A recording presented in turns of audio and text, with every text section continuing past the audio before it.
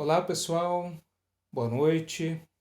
Quem ainda não me conhece, eu sou o professor Rogério Mazzini, professor de História, Sociologia, e estamos aqui no meu escritório, no meu humilde escritório, para gravarmos mais uma videoaula para aprendermos um pouquinho mais sobre uma disciplina de ciências humanas, ok? Hoje nós iremos falar sobre mudanças sociais.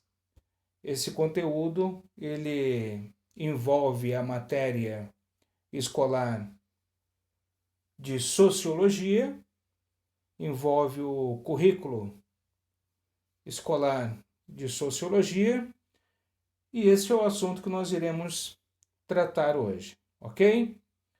Vamos lá. Mudanças sociais. Toda mudança social, ela não ocorre como se fosse uma mágica. Ela não ocorre como se caísse do céu. Ela não ocorre como se surgisse do nada. Existem as causas, né? Aí ela troca figurinha aí com a sua co-irmã, né? Com a matéria de história.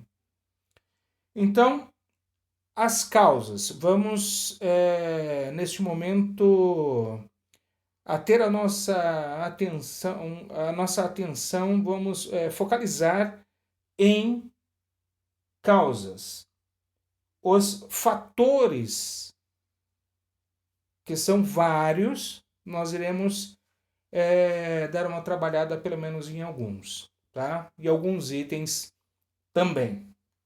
Vamos lá. Fatores geográficos. Fatores geográficos. O que faz uma pessoa ela migrar de uma região para outra no mesmo país, quando se tem oportunidade, procurando melhores condições de vida, procurando emprego, procurando água limpa, procurando o que comer ou alguma assistência do governo? Secas é um fenômeno geográfico, um fenômeno natural que vem ocorrendo há muitos e muitos anos no nosso judiado Nordeste brasileiro. Por este motivo que aí em meados do século XX teve uma imigração em massa aqui para o Sudeste, principalmente São Paulo e Rio de Janeiro. As catástrofes naturais também elas ajudam, elas favorecem esses fatores geográficos, elas explicam essas migrações. Uma barragem, por exemplo, da que nós vimos pela televisão, que matou tanta gente em Minas Gerais, claro que fez pessoas migrarem daquela região para outras regiões. Então, por esse motivo, também um fator geográfico entra nessa questão da catástrofe natural, que, aliás, naquele caso, nem tão natural assim, porque houve negligência, né, com relação a a questão da proteção daquela barragem. Mas vamos lá. Desmatamentos, um outro motivo, porque existem famílias, existem comunidades, existem associações que dependem das florestas, que dependem das matas, e quando existe desmatamento, automaticamente lá se foi o ganha-pão de várias e várias famílias. Daí ocorre esta migração para outras regiões buscando melhores condições de vida também. As queimadas também, no caso, na mesma proporção aí dos desmatamentos, que muitas delas são criminosas, tá? Isso também prejudica, porque acaba afetando plantações de pequenos agricultores. Então, isso também é um fator de extrema importância. Portanto, entendemos aí a primeira causa, a causa geográfica. Agora, na causa econômica, aqui eu coloquei dois fatores históricos muito importantes. O primeiro, a Revolução Industrial. Nós vamos voltar a falar um pouco mais detalhadamente sobre a Revolução Industrial. A Revolução Industrial e a Revolução Francesa foram dois grandes ícones, foram dois grandes acontecimentos históricos que favoreceram o surgimento da matéria da ciência, sociologia. Mas nós iremos voltar a falar sobre isso depois. Em meados do século XVIII, por volta aí de 1750 a 1850 ou 1860, ocorreu a primeira Revolução Industrial. Antes disso, todo um processo, né, da questão da produção. Era uma produção artesanal, passa a ser manufatura e depois a maquinofatura, daí sim o surgimento da utilização das máquinas e a substituição da mão de obra humana. Então, com isso, evidentemente, que é um fator econômico de grandes proporções, porque traz o crescimento econômico, mas também produz o desemprego. Pessoas têm que ir arrumar outras funções, outros trabalhos para sobreviver. Uma vez que a indústria, se cada máquina substituiu 100 funcionários e só vai precisar de 3 para operá-la, é evidente que 97 funcionários ficaram sem emprego. Então, tem esta questão, o lado positivo e o lado negativo, né, da Revolução Industrial. E mesmo aqueles que estavam empregados no período da Revolução Industrial também tinham péssimas condições de trabalho, sobrecarregados ao extremo, com uma carga horária de trabalho exaustiva, salários muito ruins, uma remuneração extremamente baixa. E existem, inclusive, autores, pintores aí que eles produziram, um deles produziu uma obra, Os Comedores de Batata, porque o que dava para se alimentar todos os dias as famílias naquela região era batata. Então, a Revolução Industrial ela favoreceu e muito mais aos proprietários, né, ao patrão e à burguesia, à alta burguesia, né, e não ao funcionário pobre. Mas vamos também voltar a falar sobre isso depois. Eu só precisava fixar, né, essa questão econômica. A abolição dos escravos no Brasil favoreceu por quê? Porque escravo, ele agora está livre, né? Ex-escravo, após a abolição, agora ele está livre e pode consumir, ele pode trabalhar, ser remunerado e consumir. E já existia uma pressão da Inglaterra muito forte para que houvesse a abolição dos escravos no Brasil, desde 1850, que a Inglaterra já vinha pressionando, tá? E uma abolição que, teoricamente, oficialmente, ocorreu em 1888 no Brasil, um ano, curiosamente, um ano antes da proclamação da República. Vamos lá.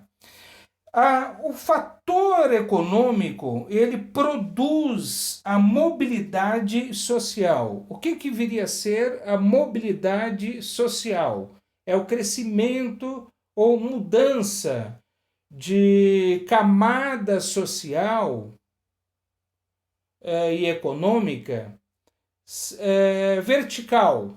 Vamos falar primeiro da vertical.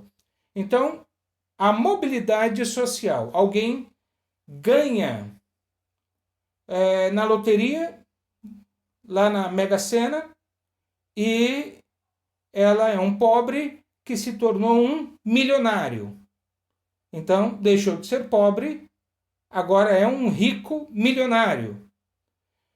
Um empresário que tinha milhões no banco, de grande sucesso, de repente ele começa a investir em produtos que não dão certo, ou tem lá uma sociedade com alguém que lhe passa a perna, e começa a entrar dívida e dívida e dívida com fornecedores, e ele acaba perdendo tudo que ele construiu. Então é o rico que teve uma queda e que foi para a classe média, da classe alta para a classe média, ou ficou pobre, perdeu tudo.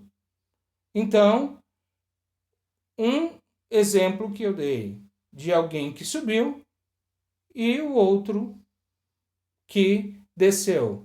Esse sobe e desce, essa mudança na classe social e econômica é chamado pela sociologia de mobilidade social. Quando alguém sai de uma classe social, de uma camada social e vai para uma outra camada, ok? Isso ocorre com uma certa frequência, é que nós nem sempre ficamos sabendo, né? Mas isto, vira e mexe, ocorre por aí, e isso é um foco de estudo da sociologia também, a mobilidade social. Agora, os fatores sociais que são uma das causas das mudanças sociais em uma sociedade. Primeiro, eu coloquei aqui, guerras. Pessoal, as guerras, normalmente a primeira ideia que nos vem à mente é guerras internacionais. Tudo bem, vamos lá. Primeira Guerra Mundial, de 1914 a 1918. Segunda Guerra Mundial, de 1939 a 1945, e 45, perdão, de 1939 a 1945. A Guerra do Paraguai, aqui do Brasil, aliado à Argentina, aliado ao Uruguai, vão para cima do Paraguai na segunda metade do século XIX, que foi a última guerra direta a algum país vizinho do Brasil, e hoje ele é tido como um exemplo de diplomacia, de país diplomático, né? Isso é ótimo.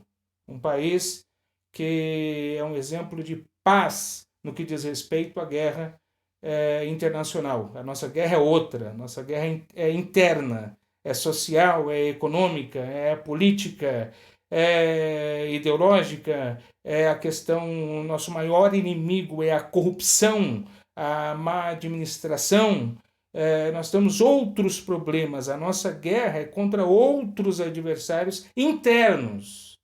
Tá? Em alguns países também existe a chamada guerra civil. Guerra civil, eu já expliquei em alguma aula anterior, a guerra civil é quando existe uma guerra, um conflito entre dois grupos sociais dentro do mesmo país, ok? Daí é guerra civil. Vamos lá. Revoluções de grupos sociais, sejam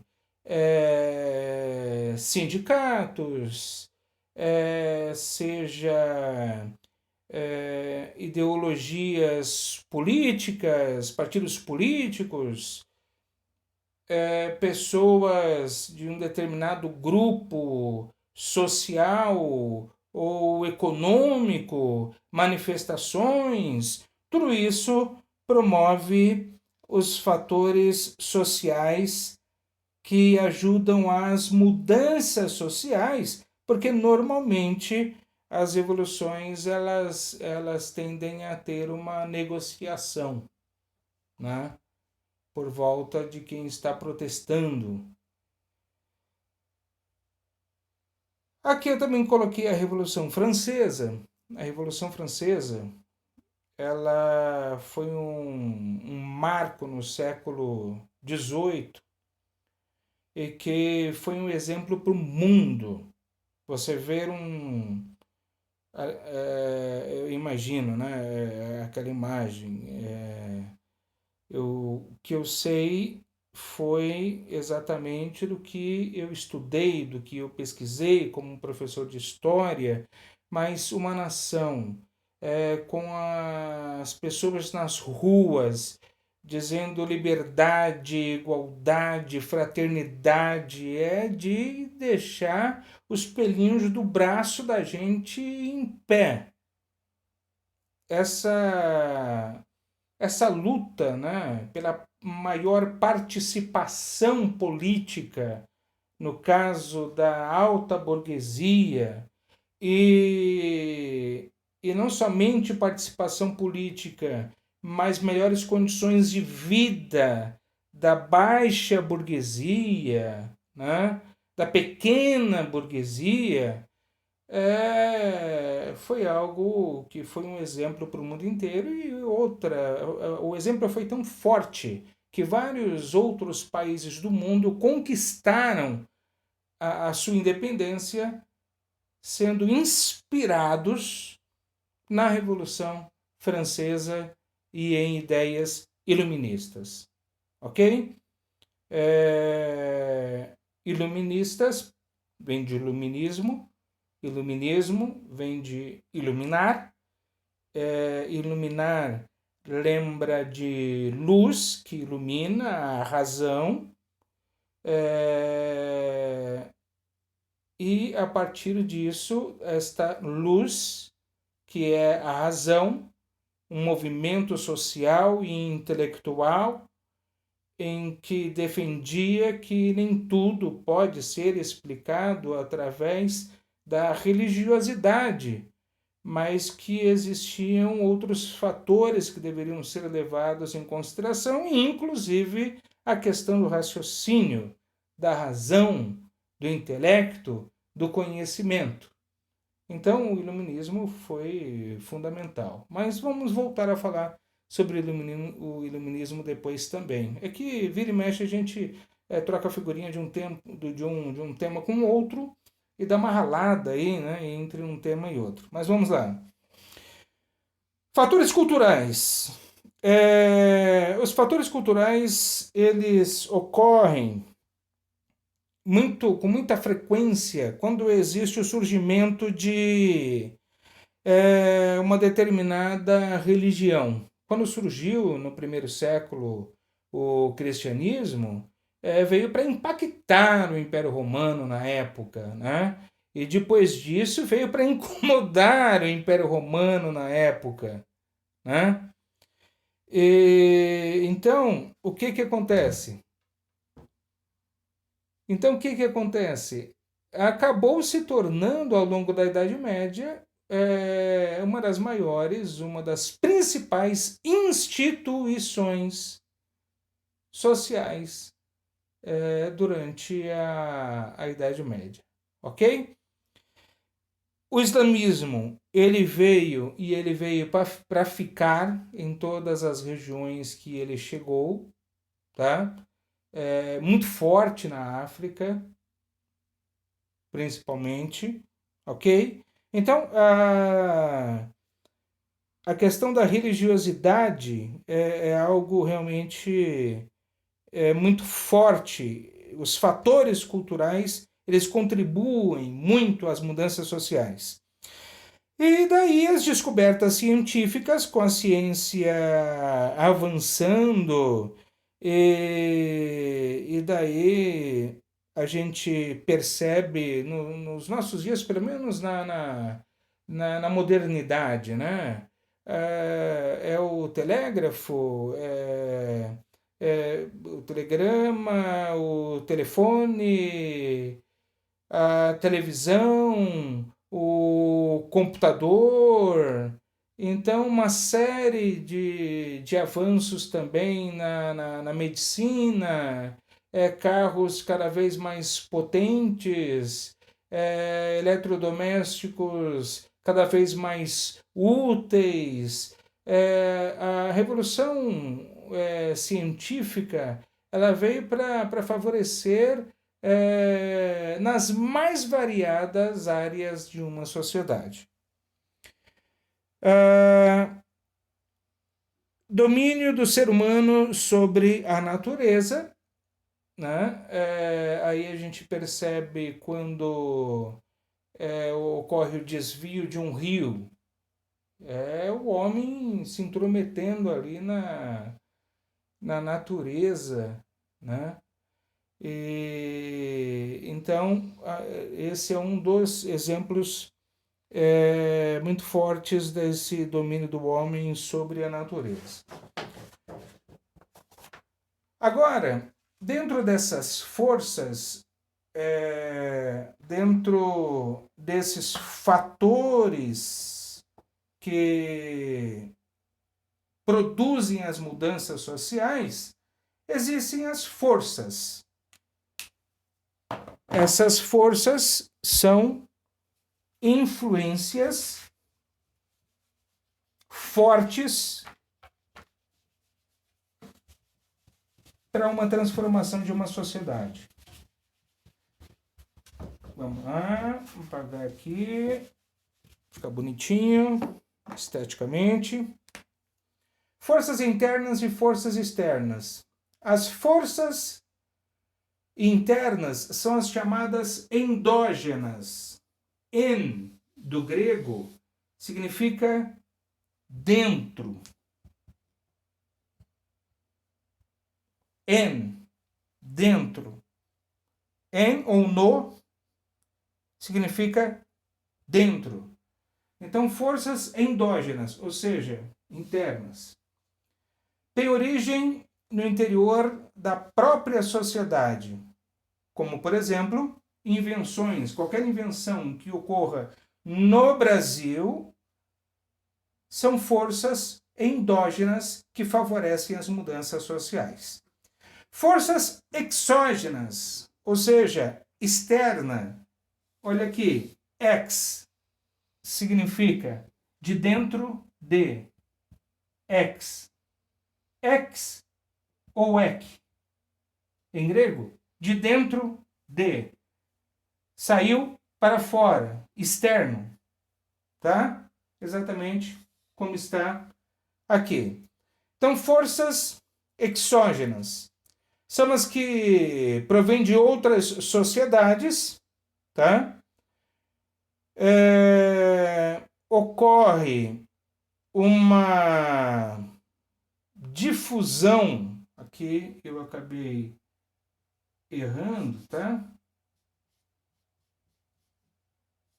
Mas ao vivo já resolvi. Difusão cultural, uma aculturação, uma miscigenação, uma influência de uma cultura sobre a outra, ok? essas são as forças exógenas. Quando uma sociedade de fora, por algum motivo, ou por questões de trabalho, ou por questões de trocas comerciais, a questão de imigração para o nosso território, influenciando a mistura aí das culturas. Então, tudo isso são forças exógenas, tá? Portanto, externas. Agora, que faz parte aí das mudanças sociais, vamos entender uma coisa, tá? Professor, qual é a diferença entre descoberta e invenção? Existe uma diferença. As pessoas misturam tudo, mas existe uma diferença, tá? A descoberta é a aquisição de um novo conhecimento, ou seja, não conhecia, não sabia, não existia. Nós descobrimos a vacina para a cura do câncer. Isso é uma descoberta, é uma aquisição de algo novo, não existia, ok? Nós descobrimos água, ou melhor, nós descobrimos petróleo no interior de uma cidade pequena do Pernambuco.